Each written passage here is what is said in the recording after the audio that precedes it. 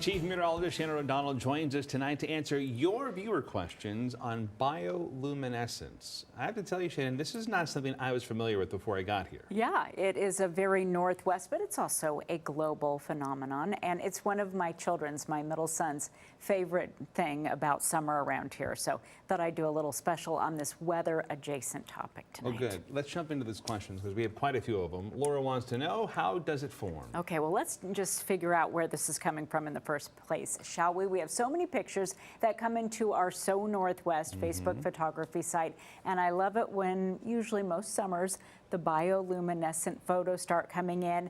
The most dominant and prominent photographer locally that loves to chase this is Matthew Nichols, and he posts a whole series, and he chases it because often you have to go out to the coastline to really get these amazing views. This one, courtesy of Matthew, is from Clay Lock, and look at the ocean. Wouldn't that surprise you? You know, if you come here and had never heard of it before and saw the ocean glowing, you might be a little bit startled. Yeah. Well, it is because the algae out there are also startled, and they're microscopic. They're known as Noctiluca scintillans, also known as sea sparkle. I like that name even better.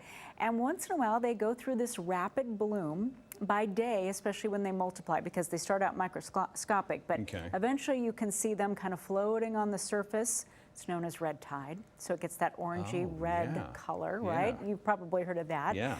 But when startled, they will emit this blue-green light at night to try to scare off predators so they don't get eaten. I think it does the trick, right? Beautiful. Yeah, absolutely. Okay, that's good to know. That's really good to know. Diane has a question here.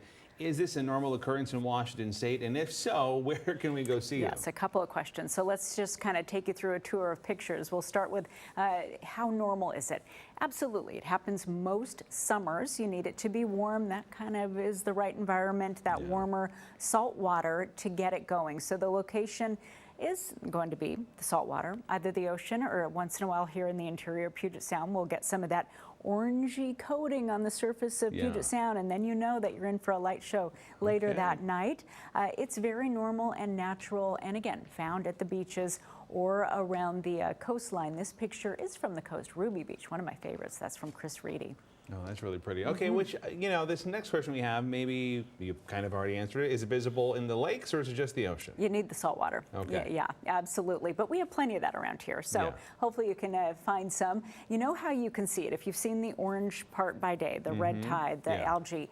And by the way, sometimes that is toxic. You don't want to be gulping it up. Stink. Yeah, it can stink. It can irritate your eyes and your skin.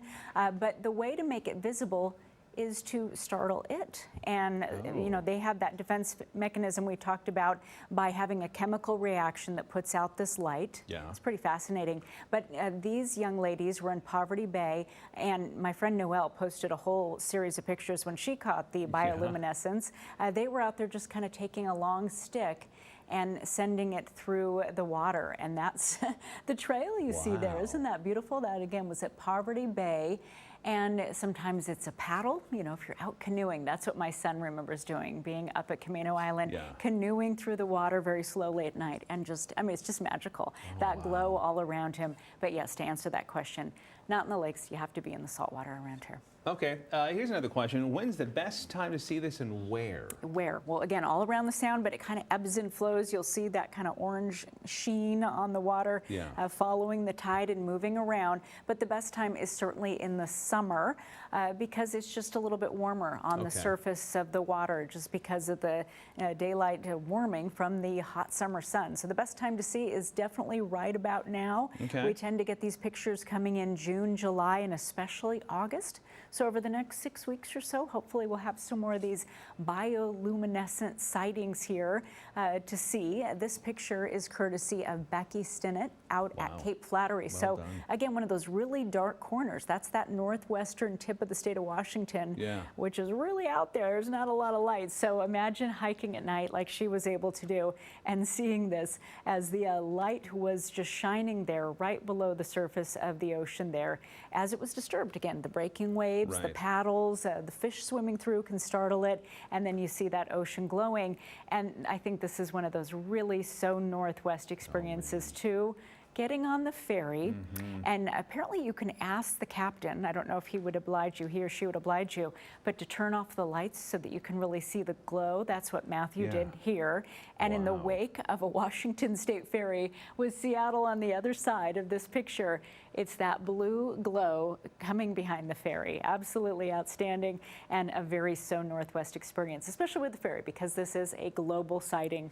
But here it's pretty special to have it happening in Elliott Bay as the ferry goes on by. Can we talk for a second about how we have so many incredible photographers in this region who can capture photos like that? I know, and they just provide this week after week. There's always something fun to talk about, and we really appreciate all of your contributions. It's exciting. Absolutely. Shannon, thank you. Absolutely.